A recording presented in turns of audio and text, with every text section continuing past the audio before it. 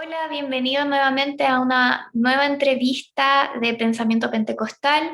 Gracias a todos los que se conectan con nosotros, los que constantemente están compartiendo también todo el contenido que estamos creando con Pensamiento Pentecostal, el aporte que queremos hacer al espacio público desde nuestra mirada, desde nuestra forma de ver también la sociedad. Y a raíz de esto también hoy tenemos una invitada muy importante llamada Mariela Mosqueira. Ella es una socióloga argentina, investigadora que ha trabajado todo el área de sociedad, cultura y religión, y específicamente se ha dedicado también como a cómo funcionan la religión y las toxicomanías, y tiene toda una investigación muy, muy importante. Nos va a contar un poco sobre los centros de rehabilitación en Argentina, pentecostales y de otras denominaciones también, y cómo estos son un aporte a la sociedad. Así que son muy, muy invitados también a disfrutar esta conversación, y vamos a comenzar. Bueno, yo, digamos, hice mi tesis doctoral sobre juventudes pentecostales en Argentina. Mi formación es sociología de la religión, entonces el fenómeno evangélico, el fenómeno pentecostal en mi país es un emergente, ¿no? Y de gran crecimiento desde los 80 para acá. Entonces mi pregunta de investigación doctoral era, bueno, ¿qué había pasado con las segundas y terceras generaciones de conversos en la década del 80? Bueno, y mi tesis doctoral versó sobre eso, o sea, una mirada generacional del pentecostalismo, la emergencia de nuevos liderazgos, nuevas formas de vivir la fe a partir de la condición juvenil. Ahí, bueno, mi tesis trabaja con cuestiones vinculadas a todo lo que es la amalgama entre culturas juveniles y pentecostalismo, específicamente el rock cristiano, también, digamos, culturas más disidentes como el punk. Y no solamente expresiones culturales, sino también participaciones políticas de estas juventudes, etc. En ese trabajo de campo, uno de los emergentes que me aparecía eran muchos chicos conversos al Evangelio que se habían acercado a las iglesias en busca de tratamientos terapéuticos para la salida de las adicciones, ¿no? De los consumos problemáticos. Entonces, eso merecía otra investigación, aparte, o sea, no lo podía abarcar en mi tesis doctoral. Entonces, cuando decidí delinear una línea de carrera, porque yo hice mi doctorado y luego ingresé como investigadora de planta permanente en el CONICET, que es como el CONICIT en Chile. Aquí nosotros no nos asociamos a universidades, sino nos asociamos a un centro al Centro Nacional de Investigación. Entonces, bueno, pude aplicar y entrar como investigadora permanente y ahí tuve que decidir una línea de carrera, ¿sí? O una línea de investigación de carrera. Y ahí decidí definitivamente trabajar esto porque, como vos bien decís, es un tema que está muy poco trabajado, no solamente en Chile, también en Argentina y en toda América Latina. Empiezan a aparecer en los últimos 5 o 10 años investigaciones al respecto. Por ejemplo, en México, Olga Otschers está trabajando este tema, de hecho sacó un libro, Dejar las drogas, que se llama Dejar las drogas con ayuda de Dios, como una pregunta, ¿no? Dejar las drogas con ayuda de Dios. Y ahí ella hace, digamos, recupera la experiencia de estos ministerios en México, específicamente en Tijuana, en la frontera con Estados Unidos. Luego en Chile sé que hubo algunas cuestiones que han trabajado el equipo de Luis Bamondes, Nelson, ay, no me acuerdo el apellido ahora en este momento, Alarcón, Marina Alarcón, y me vino. Ellos hicieron un estudio sobre cárceles y ahí apareció como emergente el tema del consumo problemático. Y bueno, en Argentina había un estudio preliminar de fines de la década del 90, de fines de la década del 90. Daniel Míguez había empezado a trabajar el tema y hacía un estudio comparativo entre, digamos, programas laicos, ¿no? De recuperación de adicciones y programas evangélicos o de corte religioso, ¿no? Pero fue como una primera aproximación y él, de hecho, hizo un trabajo solo sobre eso y nada. Después en Colombia hay alguno que otro trabajo. Incluso desde la psicología, ¿no? O sea, yo te estoy hablando desde las ciencias sociales, estos estudios. Después desde la psicología tampoco había, sí aparecía lo religioso como en los distintos manuales, handbook, etcétera, aparecía, digamos, en adicciones, digamos, la cuestión religiosa como un protector, ¿no? De los consumos problemáticos, pero no había mayores desarrollos en lo que sería trabajos más de tipo cualitativo, ¿no? De meterse en una comunidad, de estar, ver qué pasa. Bueno, es así que yo decido hacer esa línea de investigación, empiezo a investigar, luego se suma a investigar conmigo el colega Joaquín Algranti, con él aplicamos para un proyecto conjunto y lo ganamos, y así fuimos renovando proyectos de investigación, y o sea, yo en el 2014 entré como investigadora, o sea, y hasta ahora estamos trabajando. En comunidades pentecostales se centró más que nada nuestro trabajo, o sea, nosotros dos con un equipo de investigación, ¿no? Y ahora estamos virando hacia un estudio comparativo de esa experiencia pentecostal que nosotros pudimos relevar con otras denominaciones protestantes. Yo estoy trabajando con adventistas, y también con otras iniciativas religiosas de otras religiones, no solamente del mundo protestante. Estamos empezando a incursionar con la propuesta de espacios de nueva era, o también con la propuesta de Scientology, que es otro tipo de minoría religiosa aquí en Argentina, que tienen propuestas al respecto. Pero esto es incipiente, así que lo que te pueda llegar a decir es muy preliminar. Así que bueno, así empezamos a investigar. ¿Querés que te cuente un poco cómo Sí, fueron los avances? sí, me gustaría saber un poco, igual cómo fue involucrarte primero con una comunidad pentecostal y ver el trabajo que hay detrás y también los principales hallazgos de tu investigación. Sí.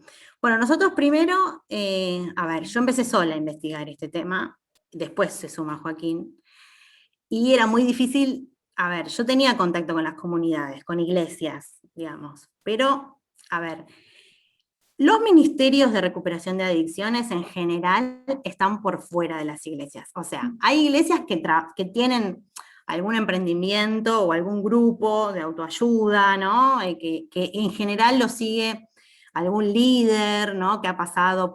por una situación de consumo, entonces lo toma como una carga personal y arma un grupo de autoayuda que a veces tiene muchas dificultades de tener cierta, digamos, mantener cierta, digamos, como es, estabilidad en el tiempo del grupo. Entonces a veces entran en tensión con los pastores, porque, digamos, o sea, la problemática de las adicciones y de los consumos problemáticos es un tema muy difícil de procesar también para las iglesias y para las autoridades de las iglesias. Por lo cual, siempre estos ministerios estaban por fuera. Esto después yo lo entiendo. A ver, al Claro. comienzo de la investigación, yo digo, bueno, yo tengo muchos contactos dentro del mundo evangélico, seguramente voy a poder entrar fácilmente a esos espacios, y se me hacía muy difícil. Entonces, lo primero que pude hacer, a ver, yo te explico, en Argentina, justamente, como estos ministerios están por fuera de las iglesias y en general están en la periferia, en los márgenes, con mucha resistencia por parte de las iglesias, que de hecho surgen así. Nosotros pudimos hacer después con Joaquín como una sociogénesis, ¿no? Mm. Reconstruir como la historia de estos ministerios. Empiezan en los márgenes de las iglesias. Y como siguen hasta hoy en los márgenes de las iglesias, una forma de supervivencia y de subsistir es generar redes entre ellos, ¿sí? De esta manera ocupan más el territorio, pudiendo derivar casos a distintas partes del país, y a su vez es un espacio donde se pone en común entre ellos, se pasan experiencias en lo que serían las terapéuticas. Entonces, de alguna manera logran como capacitarse entre sí con las experiencias de los distintos ministerios, y a su vez articular con las iglesias, y a su vez articular con el Estado. Entonces, aquí los primeros ministerios comienzan en la década del 70, 80, y luego se institucionalizan al comienzo del 2000, generando una red que se llama Programa Vida, que es la red nacional de ministerios evangélicos dedicados a la recuperación y al tratamiento de adicciones en Argentina, que se llama Programa Vida. Este programa nuclea todos la gran mayoría de los ministerios que existen en nuestro país. Entonces yo dije, bueno, arranco por acá. Esta red ofrece un curso que se llama OSTE, que es el curso en operador socioterapéutico, espiritual en adicciones, ¿no?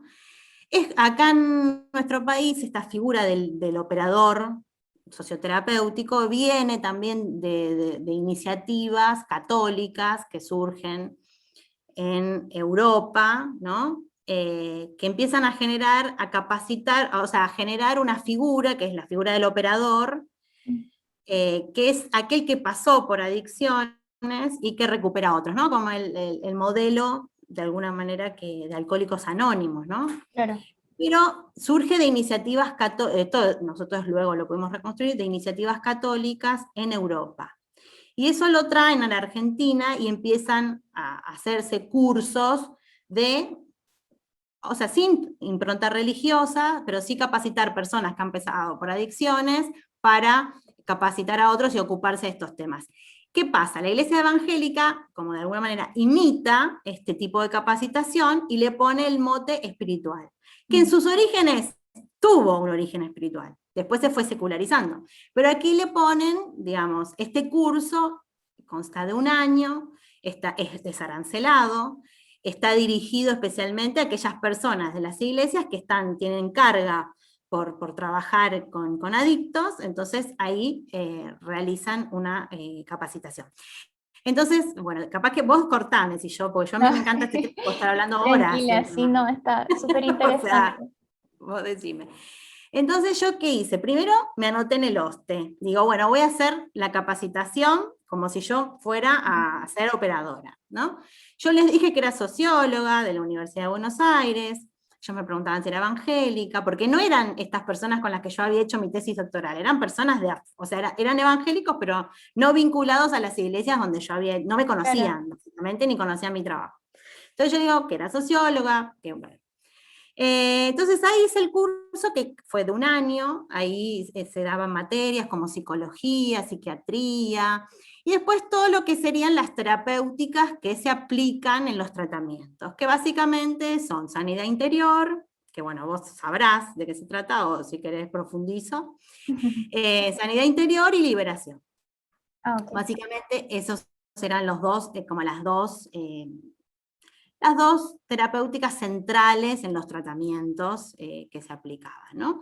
Por supuesto, en cuanto a la modalidad, era la abstinencia, o sea, la abstinencia total, no había el paradigma de la reducción de daño, viste que también existe como otro tipo de tratamiento, ellos estaban completamente en contra de eso, de ese tipo de tratamientos, y lo que ofrecían era el parar definitivamente si eran casos de adicciones muy fuertes como la morfina o que requieran tratamiento más médico, se lo derivaba a un hospital, que aquí en Argentina el que se encarga de eso es el Hospital Fernández, que es de desintoxicación, entonces se le indicaba que vaya a un espacio de tratamiento médico, específicamente si era de aquí de Buenos Aires o de Capital, al Hospital Fernández, y luego ingresaba, según el caso, en alguna de las modalidades, que son básicamente 3, grupos de autoayuda,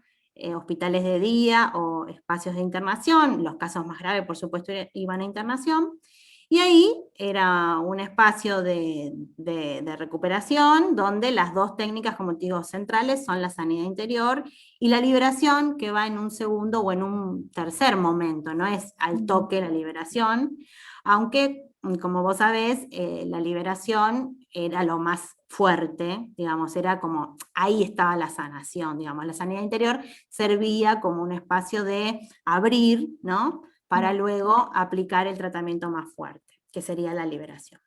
Que no, obviamente no era una sola, sino que se pasaba por una serie de liberaciones, ¿sí? Entonces, bueno, yo me capacité como si fuera una alumna, digamos, ellos sabían, digamos, que yo no era evangélica, pero que estaba interesada, y ellos se interesaron mucho en este trabajo que yo estaba haciendo, ¿no?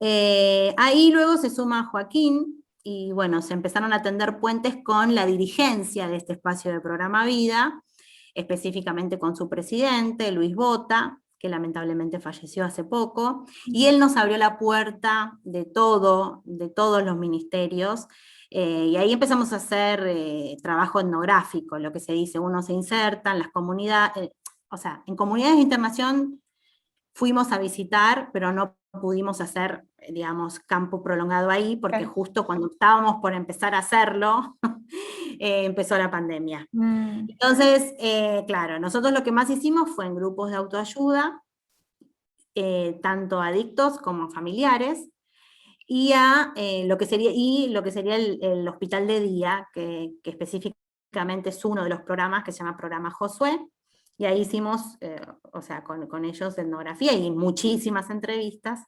a jóvenes, a líderes, a operadores, a los profesores del OSTE, de este curso, y ahí y después cada uno nos aportaba material de los comienzos de sus ministerios, entonces ahí pudimos hacer como una historia de los ministerios, que no estaba nada escrito.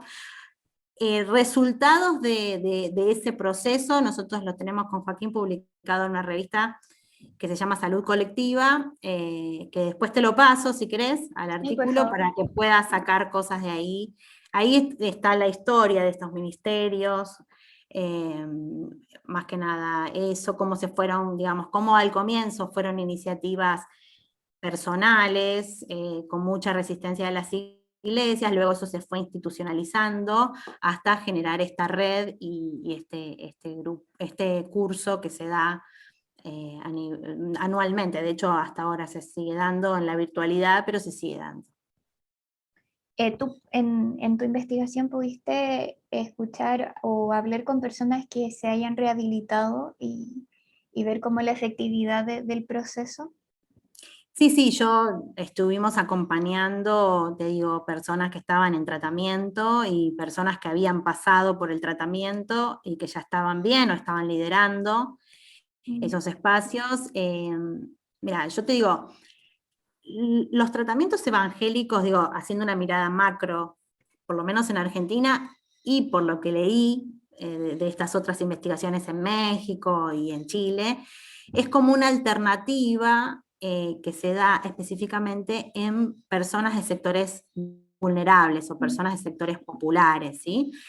Vos sabés que, y esto coincide con la extensión de los grupos evangélicos en estos sectores sociales, ¿no? De hecho, nosotros con Joaquín, además de esta investigación, estuvimos haciendo otras con pastores y nosotros pudimos ver, hicimos una encuesta con ellos y pudimos ver el origen social de los pastores en Argentina, y vos ves que los liderazgos incluso surgen de las propias bases donde estos grupos religiosos se extienden. De hecho, en la última encuesta nuestra vimos que que el mundo evangélico, específicamente el pentecostal, porque en Argentina el 90% de los evangélicos son pentecostales, también ha crecido de un 9 a un 15% los grupos evangélicos en el término de 10 años, del 2008, que fue la primera muestra de la encuesta que hicimos nosotros, al 2019, que fue la última que hicimos, y se extiende en donde también ese crecimiento donde se dio en sectores populares, personas con bajo nivel de instrucción, con, por ejemplo, hogares de hasta 5 personas, donde solamente 2 aportan, la gran mayoría de las personas tenían trabajos informales, un 60%, no se ha venido de vacaciones en el último año, o sea, crecen en momentos de crisis social entre sectores populares, y esta alternativa de terapéutica para consumos problemáticos es lo que también está primero a la mano entre los sectores populares, cuando algún hijo, algún sobrino, algún vecino cae en, digamos, muy fuerte en adicciones con consumos muy problemáticos. Entonces está a la mano la iglesia, está a la mano el pastor, y estos pastores derivan a estos ministerios, porque en las iglesias a veces es muy difícil de trabajar, Claro. ¿sí?, el tema de adicciones. Entonces se extienden estos espacios, como te decía. yo creo que también por la lógica, más allá de las terapéuticas específicas, ¿no? Que hablamos recién, la sanidad interior, la liberación, hay todo un entrenamiento del sujeto. A ver, cuando una persona entra en adicciones, de alguna manera cambia su entorno, ¿no? Lo que trabajan los evangélicos mucho es en el entorno del adicto, ¿no? Trata de volverlo a insertar en el espacio familiar, de hecho por eso se trabaja mucho con las familias, no solamente se trabaja con el adicto aislado, sino que además de los grupos y de las internaciones, se trata de llevar a toda la familia a la iglesia, y allí hay como una reeducación, ¿sí? En valores, ¿no? Y se vuelve a los valores tradicionales de la familia, que el sujeto, si es padre, ocupe el lugar de padre, si es hijo, el lugar de hijo, ¿no? Digamos, reinsertar al sujeto en su entorno íntimo, en su familia, o sea, como que volverlo a meter, a veces el conflicto de familiar, entonces también se trabaja con las múltiples adicciones que hay dentro de la familia, y se les propone digamos, un estilo de vida cristiano, por supuesto, basado en valores cristianos, y de esa manera la persona no solamente abandona las drogas, sino que hay un proceso de restauración del sujeto a una vida, digamos, familiar, cristiana, ¿no? Y de esa manera, y aparte, no solamente se lo reinserta en el ámbito familiar, sino que también estos ministerios en muchas oportunidades sirven para generarles trabajo, para insertarnos en redes de trabajo. De hecho, muchos de los, por ejemplo, los ministerios de internación, los capacitan en oficios, por ejemplo, carpintería, panadería, y los ayudan para que ellos puedan tener sus emprendimientos, o bien los insertan en espacios de trabajo de otros hermanos de la iglesia, porque una vez que el sujeto pasa por el proceso de abandono de las drogas, etcétera, etcétera, en general se lo deriva a una iglesia local, ¿no? Se le hace un acompañamiento a una iglesia local con su familia, y de esa manera también se lo inserta en redes de trabajo, ¿no? De contención, y de esa manera, por eso son tan efectivos. O sea, no hay hasta ahora una estadística que yo te pueda decir el 50%, el 20%, porque realmente no hay. Nosotros les pedimos a Programa Vida que ellos tienen papeles de todas las personas que se han entrevistado, que han pasado por el programa, pero nunca nadie había sistematizado esa información. Nosotros pudimos convencerlos de que nos pasen todo ese material, pero vamos a estar procesándolo, entonces yo no te puedo decir si hay un 50%. Sí, las personas que nosotros hemos entrevistado han tenido procesos asombrosos de recuperación, ¿no? Claro.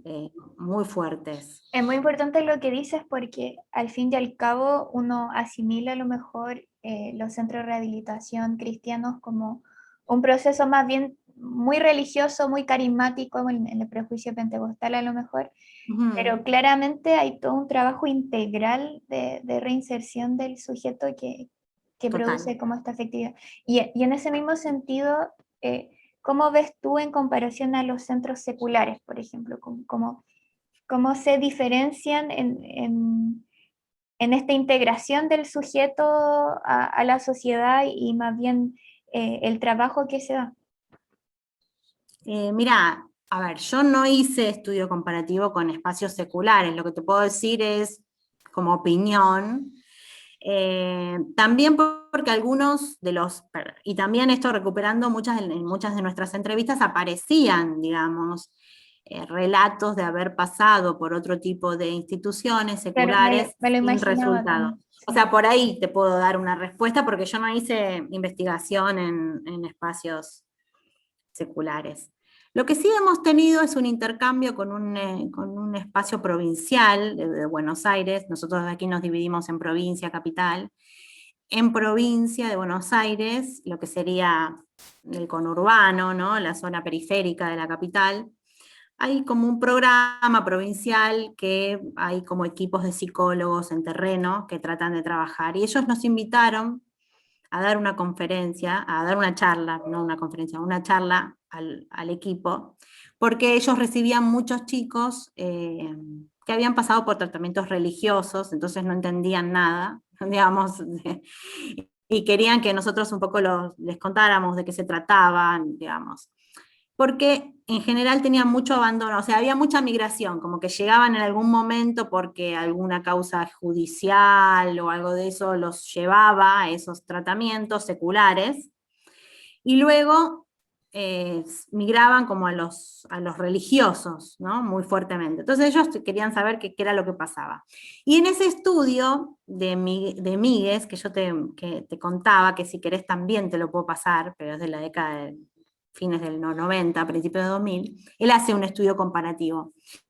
Y una de las cosas que aparecen muy fuerte es que el origen social de los psicólogos es completamente distinto al origen social de los jóvenes que están en consumo problemático.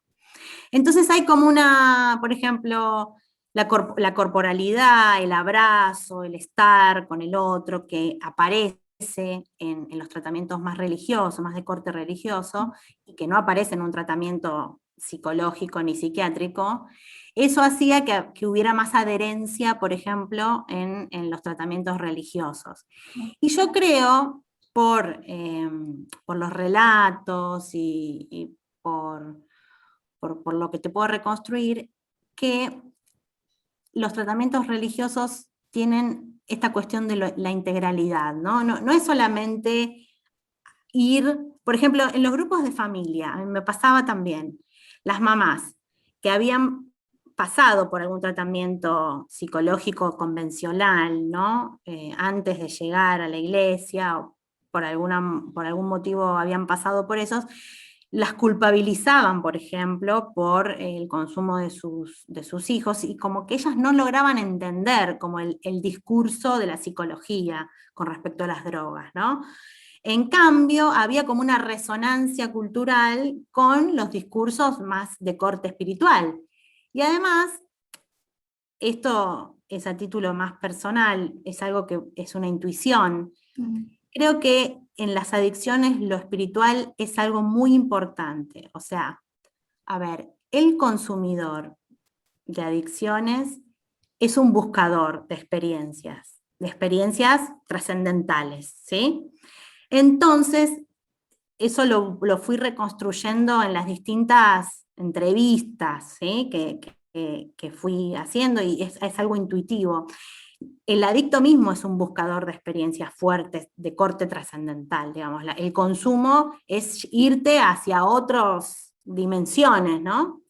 Y es por eso que entrando en esa misma lógica, podés salir con otra, digamos, experiencia trascendental. Entonces, yo creo que los tratamientos psicológicos o seculares convencionales que no tienen en cuenta la dimensión espiritual, sea de la religión que sea, no tienen digamos, tanta adherencia o tanto buenos resultados como si lo tienen, porque realmente una persona que pasa por adicciones, además de buscar experiencias trascendentales, realmente necesita aferrarse a un superior, porque es muy difícil la salida, ¿no? De cualquier adicción.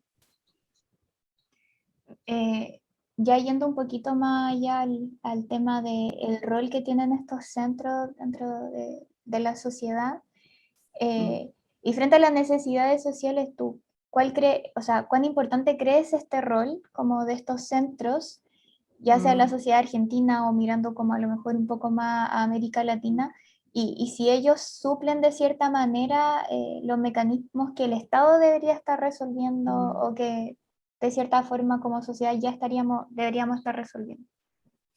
Mira, a ver, vamos a partir de la base. Podemos hacer como un foco en las adicciones en general, ¿no?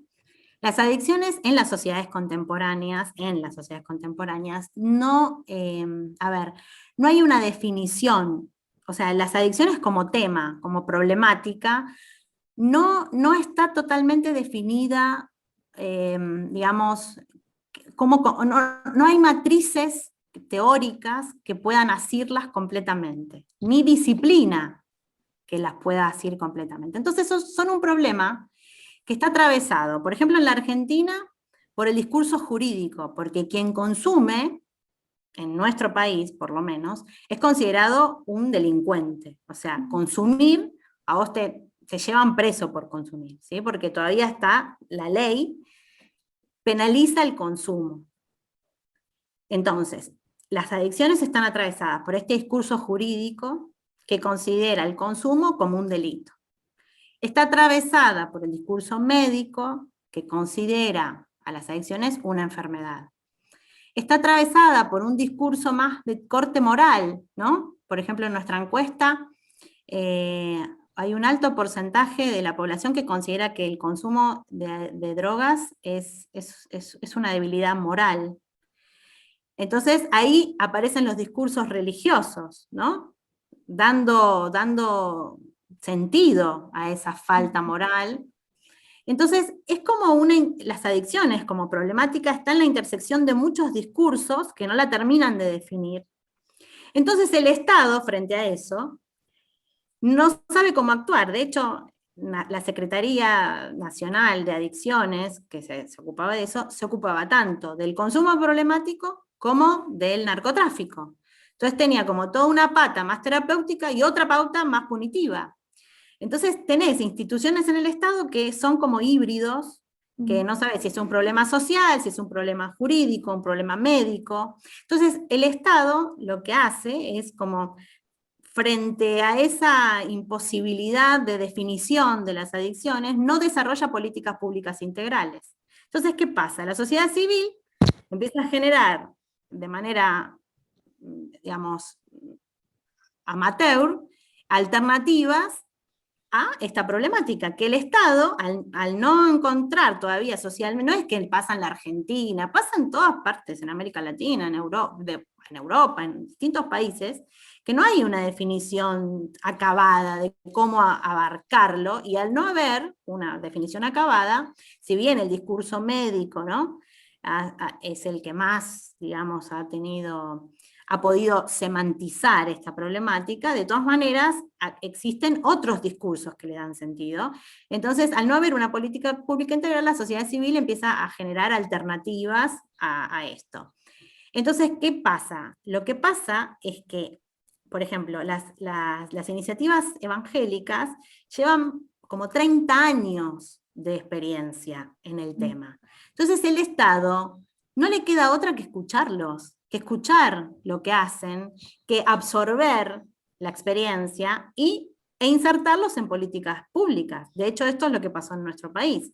Nosotros en 2014, en un contexto, ¿no?, donde el tema del consumo problemático se puso en agenda, estaba terminando el último gobierno de Cristina Fernández de Kirchner. No solamente los grupos evangélicos se dedican al tratamiento de adicciones, sino también los grupos católicos, aquí fundamentalmente lo que se llaman los curas villeros, que como están insertos en espacios de vulnerabilidad, trabajan la problemática también. Entonces, ¿qué hizo Cristina?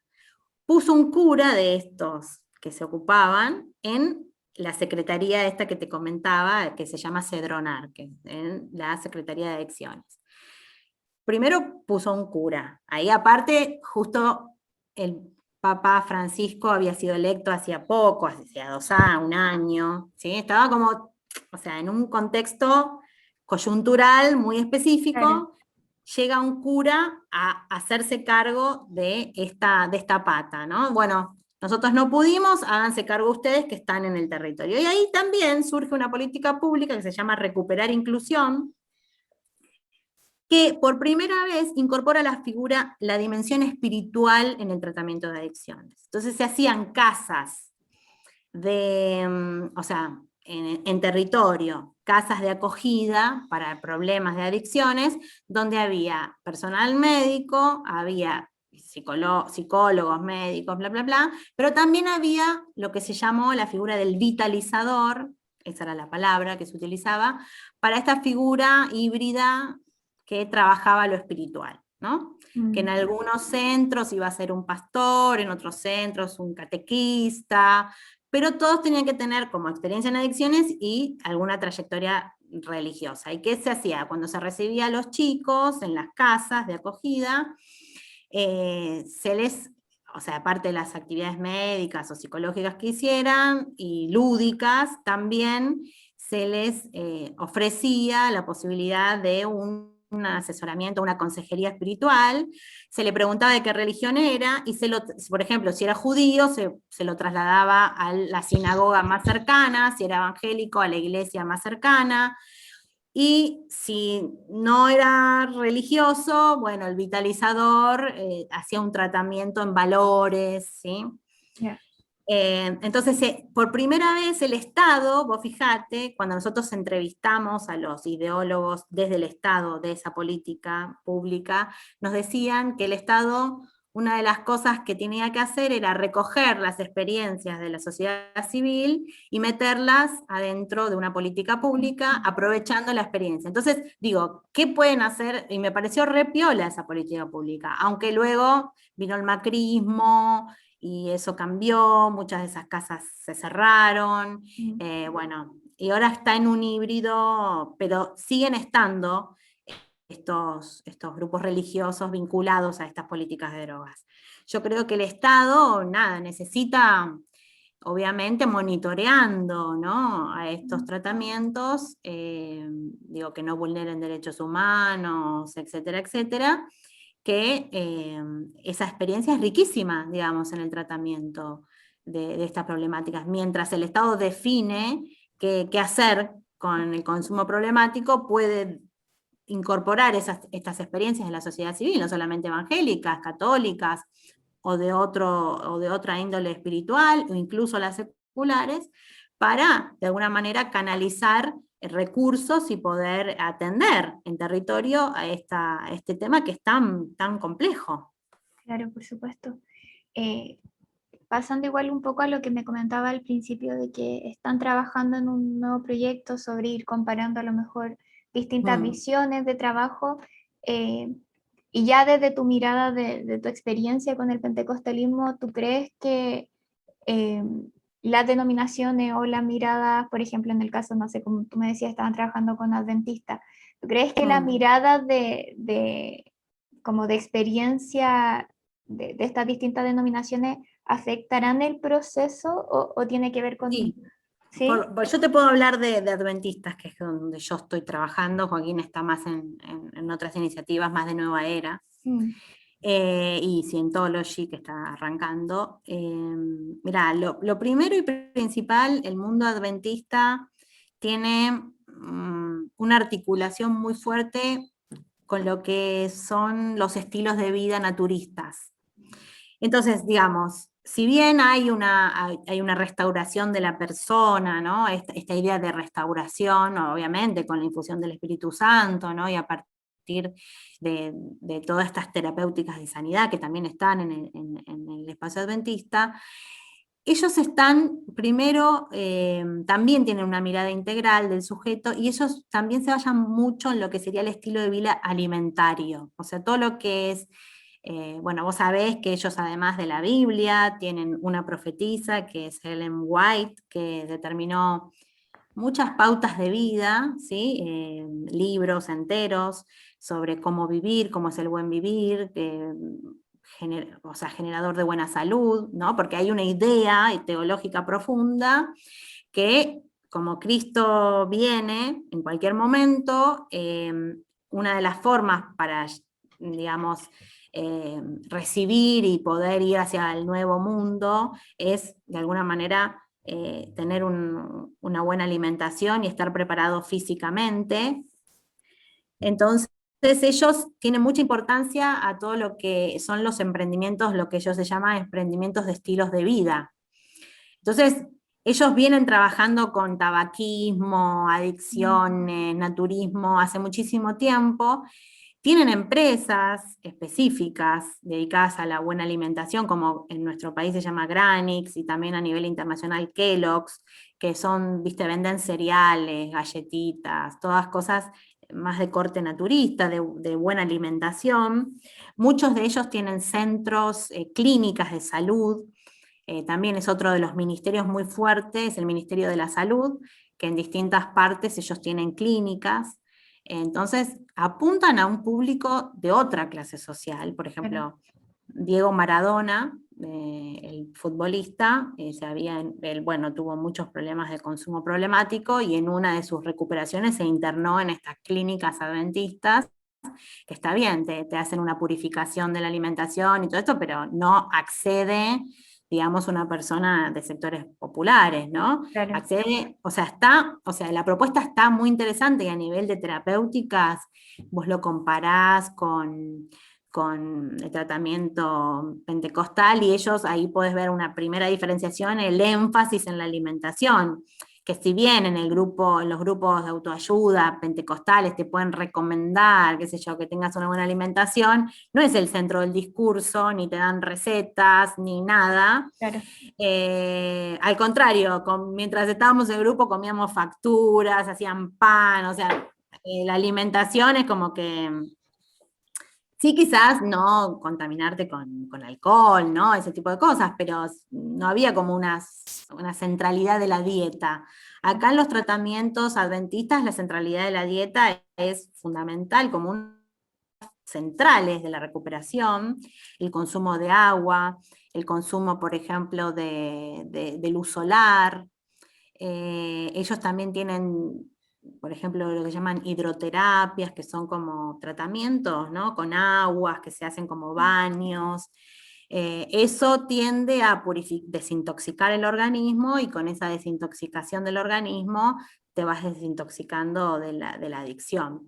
Después también tienen todo otro puente muy interesante con la psicología cognitiva. Entonces, los tratamientos de consejería, que en general son pagos, en cambio los pentecostales son en general gratuitos, Mm. estás de la mano de personas especializadas en terapia cognitiva, entonces o sea, la idea es la misma, ¿no? Trabajar, eh, o sea, lo que quizás se hace en el mundo pentecostal de manera a ver, de manera intuitiva, aquí hay como toda una técnica, digamos, Ya. más elaborada desde la psicología cognitiva y las neurociencias, de esta plasticidad del cerebro, de readaptar. Pero la clave es la misma, porque se supone que esos pensamientos negativos que te llevan a la adicción, sobre los que hay que trabajar, son en realidad pensamientos del enemigo que hay que expulsar, pero que en realidad es lo mismo que una terapia de liberación, digamos. Mm. Quizá en el mundo pentecostal la ritualidad está muy presente y aquí en los tratamientos adventistas lo terapéutico y como esta ritualidad más psicológica, ¿no? De la palabra, del hablar, de la terapia, está como secularizada de alguna manera, pero en el fondo es lo mismo, porque se supone que el que te engaña y que te lleva a drogarte, son estos pensamientos puestos por el enemigo en tu cabeza, bueno, es lo mismo que pasar por un espacio de liberación, pero como que apuntan a otro sector, o sea, tiene más, no es que ellos apuntan, o sea, este tipo de terapéutica, además de ser arancelada, ¿no? Y todo esto que ya la hace imposible de acceder a ciertos sectores populares, también es como que tiene más resonancia en clases medias, más ilustradas, ¿no? Estos conceptos de la neurociencia, de la plasticidad cerebral, quizá eso lo pueda entender una persona que ha pasado por alguna experiencia terapéutica anterior. De hecho, acá estos emprendimientos adventistas están situados en zonas de clases medias altas, Mm. ¿no? Así que bueno, eso te podría decir como una primera comparación, ¿no? Dentro del mismo mundo protestante, dentro del mismo mundo protestante, como de las mismas iniciativas del mismo corte cristiano, bueno, hay unas que se diferencian de las otras en algunos puntos y también en sus públicos Claro. fundamentalmente. Qué importante lo que comentas porque es básicamente cómo se van construyendo las mismas iglesias, van Ujú. girando y sirviendo las comunidades que están a sus alrededores. Es bien Sí, importante. sí, sí, Eh, sí, totalmente. yo creo que esas son todas mis preguntas. Bueno, Mariela, muchísimas gracias de verdad. no, gracias a vos.